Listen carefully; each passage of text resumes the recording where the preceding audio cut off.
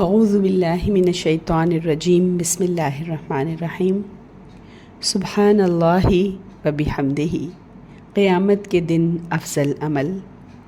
عن ابی ہریرہ رضی اللہ عنہ قال قال رسول اللہ صلی اللہ علیہ وسلم من قال حین یصبح و حین یمسی سبحان اللہ و بحمدہ 100 مرہ لم یات احد یوم القیامۃ بافضل مما جاء بہ الا احد قال مثل ما قال او زاد علیہ۔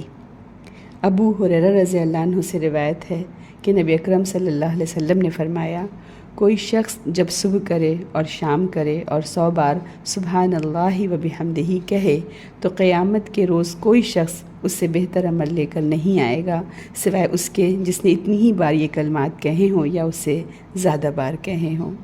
اسے مسلم نے روایت کیا ہے۔ حدیث کے الفاظ سے ایسا لگتا ہے کہ ان کلمات میں اضافہ مطلوب ہے اور وہ اجر و ثواب میں اضافے کا باعث ہیں۔ یہ ان اشیاء کی طرح نہیں ہیں جن میں کمی اور بیشی ممکن نہیں۔ واللہ اعلم بالصواب۔ السلام علیکم ورحمۃ اللہ وبرکاتہ۔